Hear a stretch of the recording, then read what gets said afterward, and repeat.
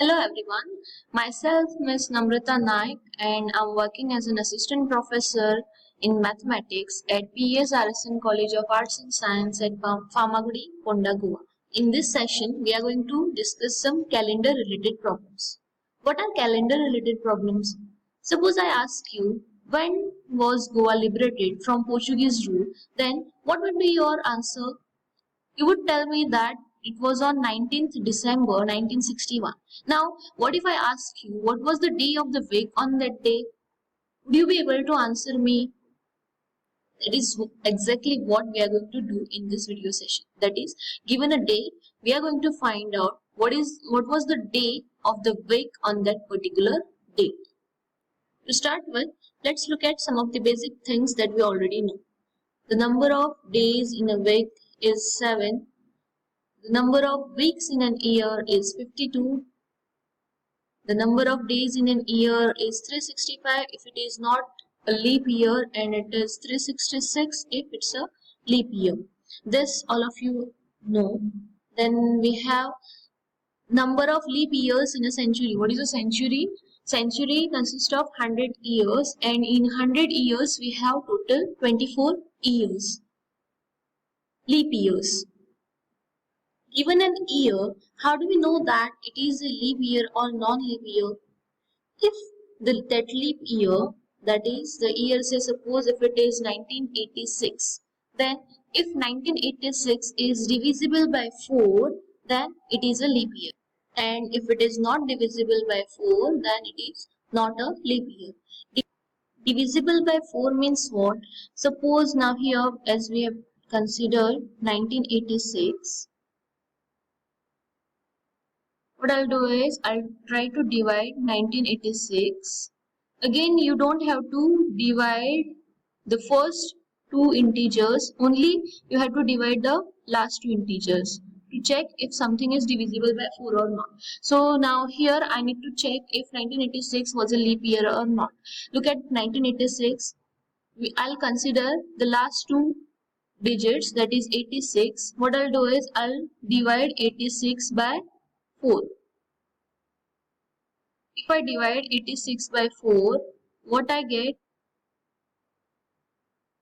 4 to the 8 and 4 ones are 4. The remainder here is not equal to 0. Therefore, 86 is not divisible by 4 as the remainder is not 0. If I get the remainder to be 0, then the number is said to be divisible by 4. Here, 86 is not divisible by 4 as the remainder is non-zero. Therefore, 1986 is not divisible by 4. Hence, 1986 was not a leap year. Okay. Instead, if I look at this, 1988, then what will happen? We only need to check the last two digits. Here 88, we very well know that 88 is divisible by 4, that is what? 4 to the 8 and 4 to the 8. Therefore, the remainder becomes 0. Therefore, 88 is divisible by 4. Hence, 1988 is divisible by 4, and therefore, 1988 was a leap year. Here, how do I know that the total number of leap years in a century is 24? What we know is in a century there are total 100 years. So we need to find in 100 years how many years will be such that they are divisible by 4. So here we only need to do is divide this by 4. But if I divide this by 4, what I get is 100 by 4 is equal to 25. But here, what I have said is the number of leap years in a century is 24. So there is one more thing that you need to remember. I think this is something new for you all, or some of you. That is a century year. Century year means what? The year which is divisible by 100. That is what? That will have two zeros at the end of it. Is not a leap year unless it is divisible by 400. So this is a very important thing that you need to keep in your mind. that if an year is that ends with two zeros, then it need not necessarily be a leap year. It will be a leap year if it is divisible by 400. So for example, let's look at this. Suppose I give you this 1800.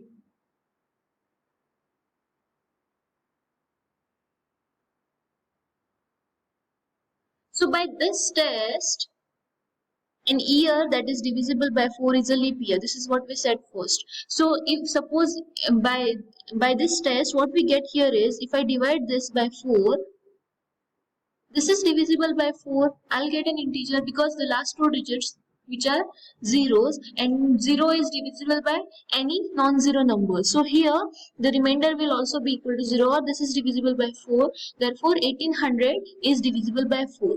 Okay, but the second rule says what? A century year. This rule is applicable to non-century years. That is what non-century years means what? Those years that do not end with two zeros. Okay, here this is a century year. So for a century year, we need to check this criterion, which says what? It is not a leap year unless it is divisible by 400. So for a century year, we need to check if it is divisible by 400. Therefore, so what I'll do is 1800, if you look at, I'll divide it by 400. Then what will happen? This 0 and 0 gets cancelled. And what we are left with is 18 by 4. And 18 is not divisible by 4. As what? If I divide 18 by 4, the remainder that I get is what? 4 4s are 16. Therefore, the remainder is 2. Therefore, 18 is not divisible by 4. Hence, 1800 is not divisible by 400. Therefore, 1800 was not a leap year. Okay. So, remember, the century year is not a leap year unless it is divisible by 400. So, in 100 years, in a century, if I divide it by 4, the number of leap years I'm supposed to get is what? 25 years. But we discard the last one, as the last one need not be divisible by 400. If it is divisible by 400, then that century year will be a leap year. For example, if we look at this, 1900 to 2000. 1900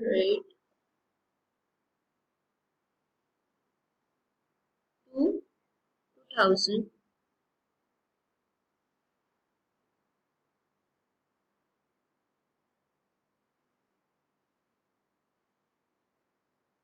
In this century, if you look at this 2000, this upon division by 400 leaves a remainder 0, as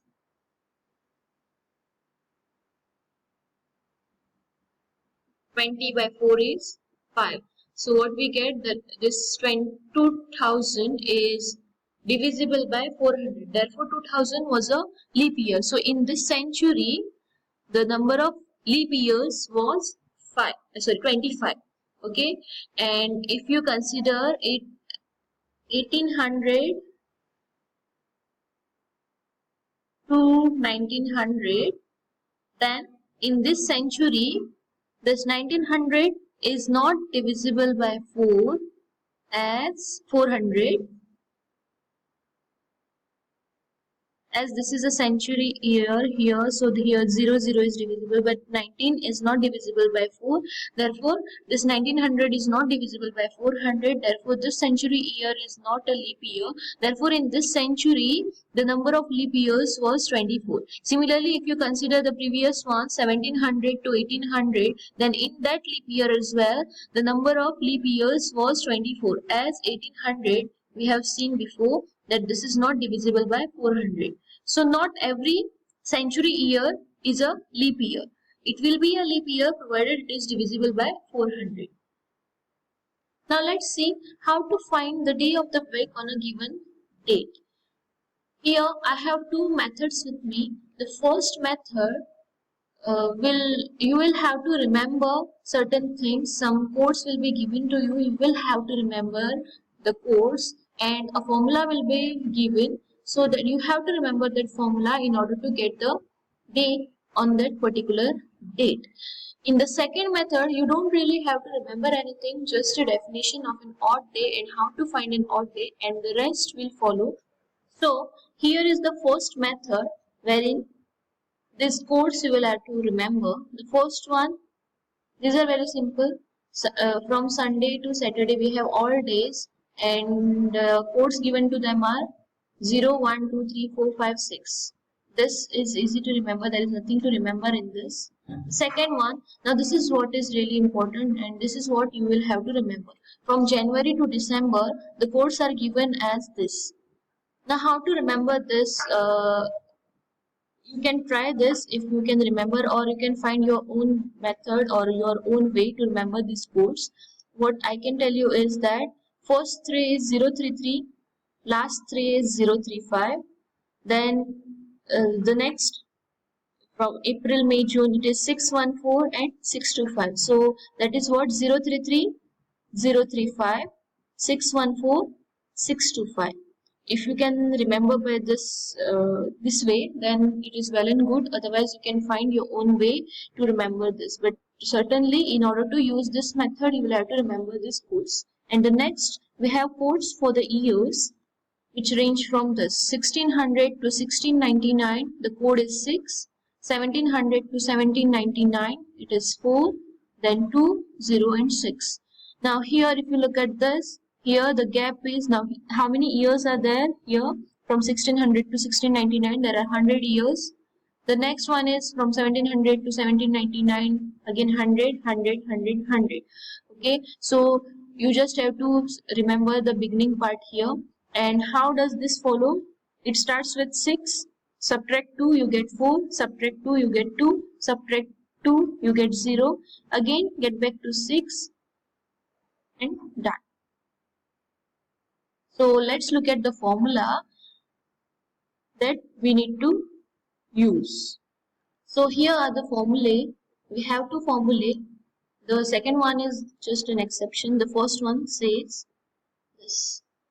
Now just by its appearance it may look difficult, but trust me, once you start solving problems you will find it really simple.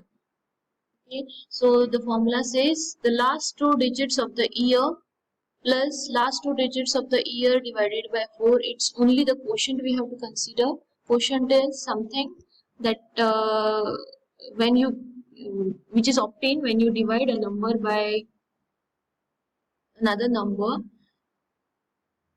and plus date plus code of the month plus code of the year, this whole thing divided by 7, and here we have to take the remainder.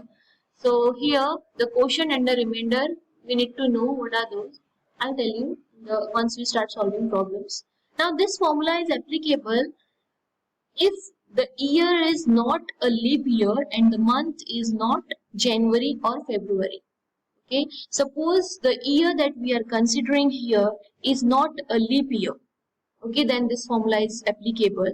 If suppose it is a leap year and the month is January or February, okay, again then this formula is not applicable.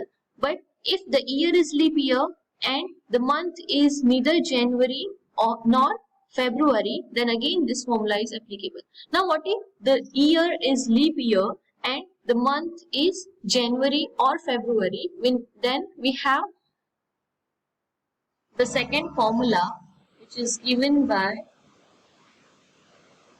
this. Now how this is different from this is everything is same except this minus 1 here.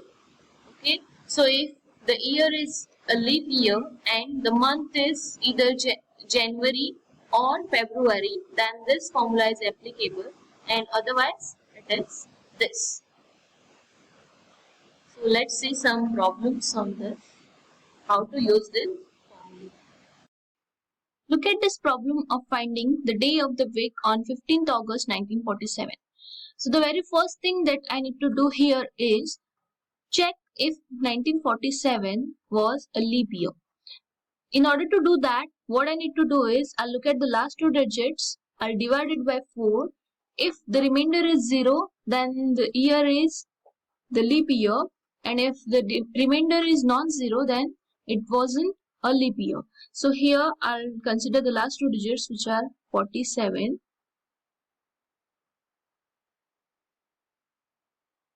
I'll divide it by 4. So what I get, 4 ones are 4. Again there will be one more 4. 4 ones are 4.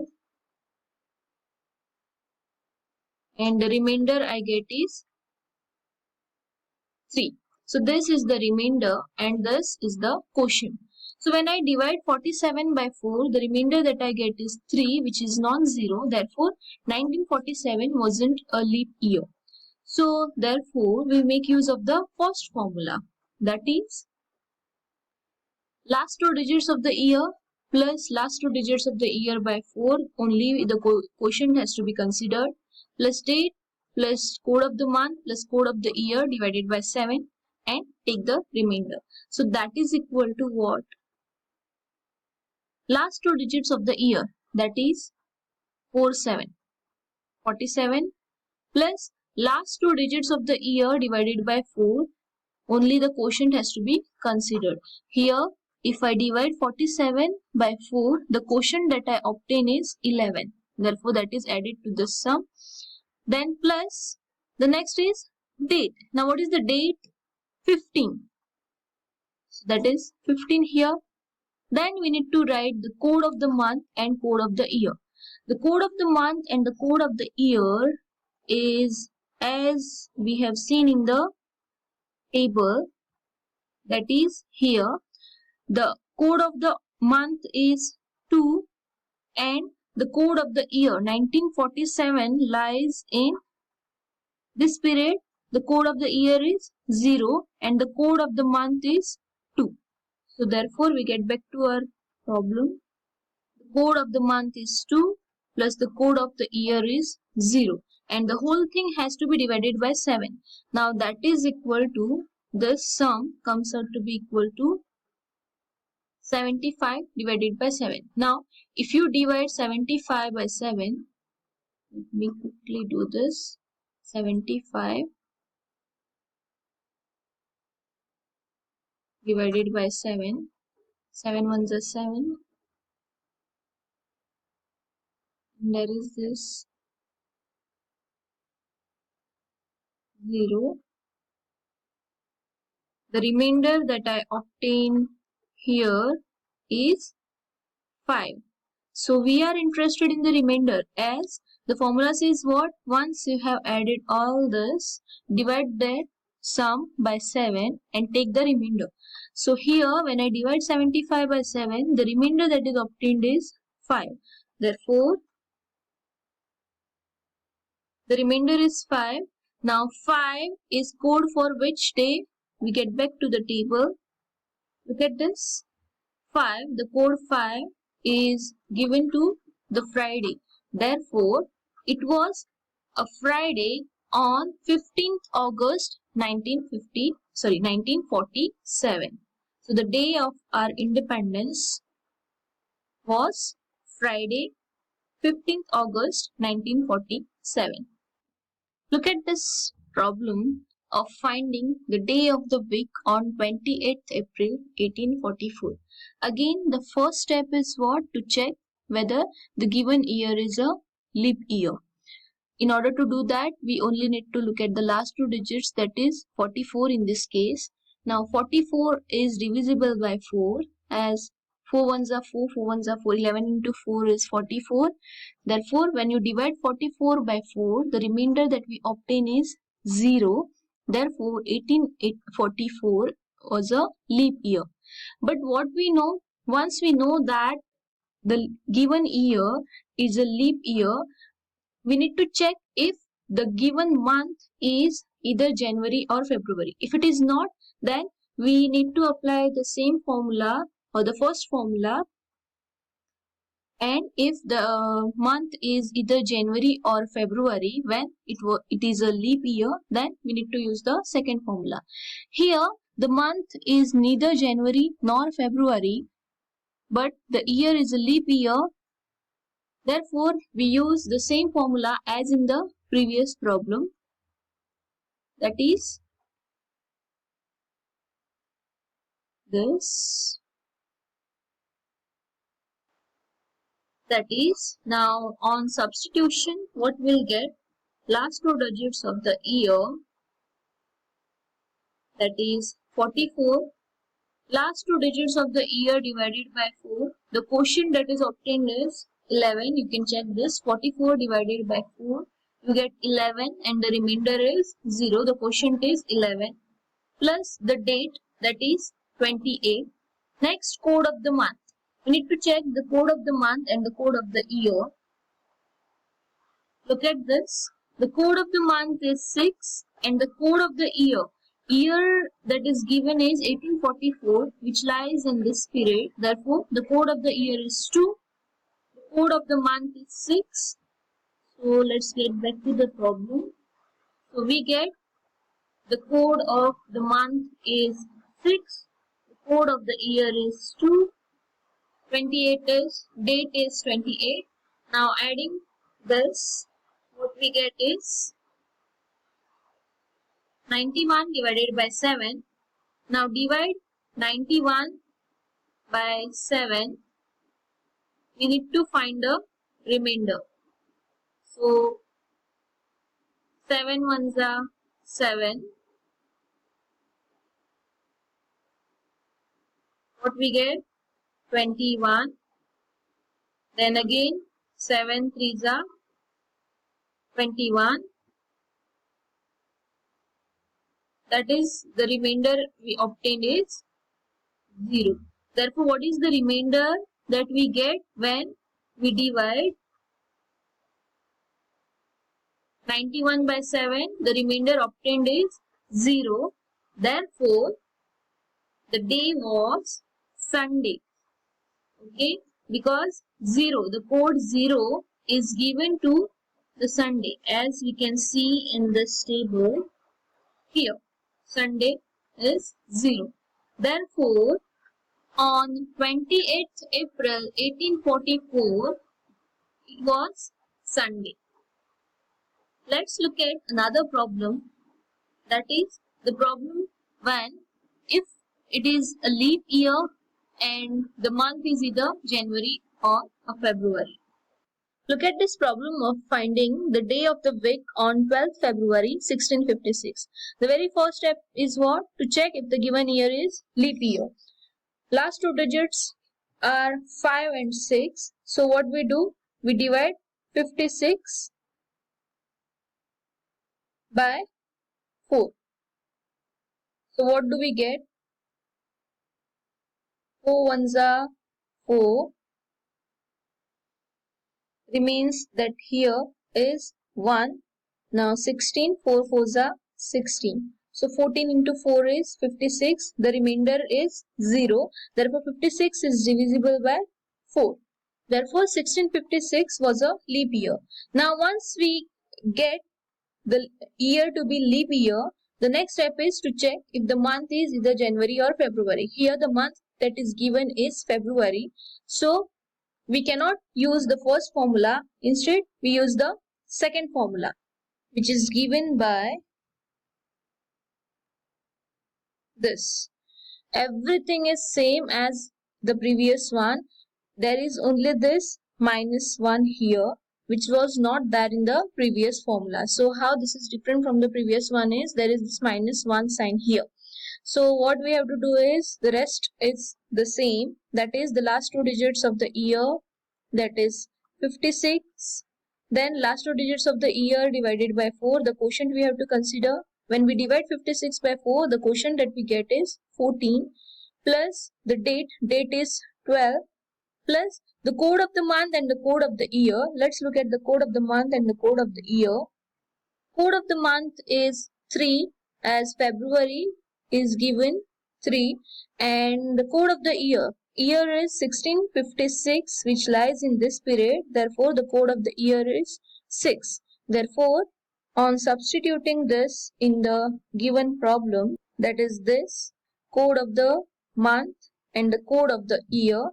Now minus 1, because there is this minus 1 here in the formula. This sum gives me 90. 90 divided by 7, we only need to consider the remainder. So let's see what is the remainder that we get. 90 divided by 7. 7 ones are 7. 20. 7 twos are 14.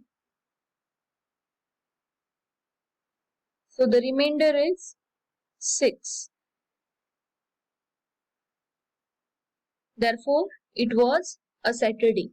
That is, the code 6 is given to the day Saturday. So it was a Saturday on 12th of February 1656. So this completes our first method to find the day of the week on a given date. Now let's look at the second problem, the second method by which we can find the day of the week on a given date. The only requirement in this method is to calculate odd days. First, let's see what are odd days. In a given period, the number of days more than the complete weeks are called odd days. That is, for example, say suppose I am given 8 days, then the number of weeks that can be completed in these 8 days is what? Just one. 7 days gives me a week and only 1 day remains. So that 1 day that is left out is an odd day in those 8 days. Okay, so if I'm given say 15 days, then what is the number of odd days in those 15 days? 7 twos are 14. 2 weeks can be completed in those 15 days. So the only that is remained is 1 day. Therefore, there is one odd day. So let's look at how to count odd days. In an ordinary year, that is 365 days, how many odd days will be there? What we have to do is just divide 365 by 7. Whatever that you get as the remainder will be the odd day. So if I divide 365 by 7, the portion that is obtained is 52 and the remainder that is obtained is 1. Therefore, there is only 1 day. This is in case of an ordinary year. Ordinary year means what? It is not a leap year. If it is a leap year, then there is an addition of 1 day. That is, in a leap year, we have 366 days. So there will be only 1 extra day. Therefore, there will be 2 odd days in a leap year. Now next, in a month with 30 days, how many odd days will be there? Divide 30 by 7. What we get? 4 into 7, that is 28 plus 2. So if we divide 30 by 7, the remainder that is obtained is 2. Therefore, there are 2 odd days. In a century consists of 100 years. So we need to find how many odd days in a century. In 1 year, in one ordinary year, how many odd days are there? 1 odd day. So in 100 years, there will be 100 odd days. Plus, we also need to consider the leap years in that century. In a century, on an average, 24 leap years are there. So those many extra odd days. So that gives me 100 plus 24, that is 124, which is equal to 17 into 7 plus 5. This you can check. You can divide 124 by 7. The remainder that you will get is 5. Therefore, we will have 5 odd days. Next, let's find out what is the number of days in 400 years. If you look at this, in a century, there are 5 odd days. So in 400 years, how many centuries are there? 4. Therefore, 4 into 5. Each century gives me 5 odd days. So 4 centuries will give me 5 odd days. Plus this one is from where? Out of these 4 centuries, one of those 4 centuries will be a leap century. Leap century means what? The century which is divisible by 400. So that century will have one extra day which will be contributed over here. So what we get, 4 into 5, that is 20, plus 1, that is 21. And if you divide 21 by 7, you get 0. Therefore, there are 0 odd days in 400 years. This is something very important in order to use the second method to find a day. Okay, so this you remember that in 400 years there are exactly 0 odd days. And the next one that we have is, in 1000 years how many odd days will be there? In 1000 years there are 10 centuries, so 5 into 10, plus how many leap centuries will be there? There will be exactly 2 leap centuries. How? The 400th year and the 800th year will be the leap centuries. Therefore, those will contribute 2 here. So, therefore, we have 5 into 10, 50 plus 2, that is 52, which on division by 7 gives me the remainder 3. Therefore, there will be 3 odd days in 1000 years. So, these are some basic things that we need to know in order to find the day of the week. Okay, if you forget something, then what you can do is you can again start from this. Each of this you know, that is, in an ordinary year there are 365 days, leap year there are 366, month, century, everything you know. And how to find the odd day, you just have to multiply that, divide that number by 7. Whatever the remainder is, that will give you the odd day. So let's see how to use this idea to find the day of the week on a given date. Let's try to find out the day of the week on 19 December 1961 using odd days. The first step is, look at the years that are completed before the given date. Now here the given date is 19th December 1961. So the years that are completed before 1961 are 1960. So what we do is we write 1960 as the number of completed centuries plus the extra years, that is 1900. There are 19 centuries completed before this 1961 plus the 60. Now what next is, we try to write this 1900 in terms of 4, that is equal to 400 into 4, that is 1600, plus 300, that is 16, 17, 18, 1900 plus 60.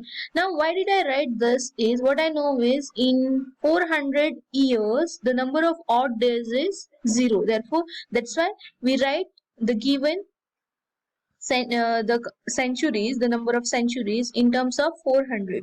So the extra ones that are remaining is 300 plus 60. Here when I write this 400, it will give me the number of odd days to be 0, and 0 is very simple to handle as far as the addition and subtractions are concerned. So therefore, in order to find the number of odd days, what do we get now here? In 400 years, there are 0 odd days plus 300 years. Now, in a century, how many odd days are there? 5. So, in 300 years, how many odd days will be there? 3 into 5. There won't be any leap year here. Plus, in 60 years, how many odd days will be there? In 1 year, the number of odd days is 60. As in 60 years, one year contributes to 1 day, odd day. Therefore, 60 years will contribute to 60 odd days. This is true if what? All the years are ordinary years. That is, there is no leap year. But what we know, obviously after every 4 years, there will be, after every 3 years, there will be a leap year. Therefore, now we need to find how many leap years are there in this 60 years. So how do we get that? What you have to do is just divide this number 60 by 4. Whatever that you get, the quotient that you get when you divide 60 by 4 will give me the number of leap years in this 60 years. So if I divide 60 by 4, what I get? 4 ones are 4 and 2 is remaining, then we get 20. Therefore 4 5s are 20. Therefore the quotient that I obtain when I divide 60 by 4 is 15. So the number of leap years in this 60 years is 15. So all these leap years will contribute to another odd day. Therefore, in total, we will have 0 odd days that comes from this. 3 into 5, that is 15 odd days that come from this 300 years. Then 60 odd days for ordinary years, and this 15 odd days for the leap years in this 60 years. Now there are two ways to simplify this. If this number is big, then some of you may find it difficult to divide it by 7. So what you can do is, here each of these numbers again you can divide by 7, and whatever the remainder is, that you can take and then sum it up, or you can simplify this, that is 15 plus 60, add this and then you can divide it by 7 and get the remainder. Both will give you the same. So what I have done here is, the first one is 0, so that remains the same. When you divide 0 by 7, you get nothing but 0. Then I have this 15 here. What I'll do is, I'll divide that 15 by 7. The remainder that is obtained is 1, as 7 to the 14 plus 1, that is 15. So remainder is 1. Again I have 15 here. 15 divided by 7, that is, the remainder is 1. And then this is 60. 60 if you divide by 7, then 7 into 8, 56 plus 4, that is 60. Therefore, the remainder is 4. This you can check. So, after simplifying, what I get is 1 plus 1 plus 1, 4, that is 6. Therefore, what I have is 6. This is same as what? If you add 15 plus 15, 30, 30 plus 60, that is 90. 90 when you divide by 7, again you will get the remainder as 6. So, the number of odd days in this 1960 years is 6. Next, what we are supposed to do is, in the 61st year, in 1961, the total number of completed days that we are going to look at, and then we will find the number of odd days in those days. That is what, if you look at this, in order to find those odd days, what we will do is, we will look at the completed months till the December. Now December is not completed here. So what are the months that are completed before this December? From January to November. So we will try to find out the number of odd days till November, right from January. So that is equal to, January is, in January we have 31 days. So the number of odd days is 3. February, it is 28. If you divide 28 by 7, the number of the remainder that we obtained is 0. Then March, it is 31. 31 if you divide by 7, the remainder is 3, plus then we have 30. 7 4s are 28 plus 2, that is remainder is 2. Then 31, 28 plus 3, then 28 plus 2. This is for July, August, September, October, November. Then add this up, you get 26 divided by 7. 7 3s are 21 plus 5. So this is equivalent to 5 odd days. That is 26 when you divide by 7, the remainder is 5. Therefore, till November, right from January to November, we get 5 odd days. Next, we have to consider this December. The only thing that is remain here is December. Till what? From 1st December to 19th December, we are supposed to count the number of odd days. Now that is what? From 1st December to 19th December, how many days are there? Total 19 days are there. Again divided by 7, the remainder that you get is what? 5. 7 to the 14 plus 5, that is 19. So we get 5 odd days. So now we are done calculating the number of odd days till 19th December 1961. Those are what? This 1960 gives me 6 odd days, plus till November it is 5 odd days, plus in the December, from 1st December to 19th December, it gives me 5 odd days. Now what is the next step? Add all these odd days. So till 19th December 1961, how many odd days do I get? 6 plus 5 plus 5, that is 16. Again divided by 7, that is what, again this 16 days can be, how many weeks can be completed in this 16 days? There will be 2 weeks, that is 7 to the 14 plus remaining is 2. So we are left with 2 odd days. Therefore, we are only supposed to know what is the day that corresponds to this 2 odd days. Remember, the week starts from Monday. Therefore, one odd day corresponds to Monday, 2 Tuesday, 3 Wednesday, 4 Thursday, 5 Friday, 6 Saturday, and 7 to Sunday. This completes a week. So now here I have 2 odd days, therefore it corresponds to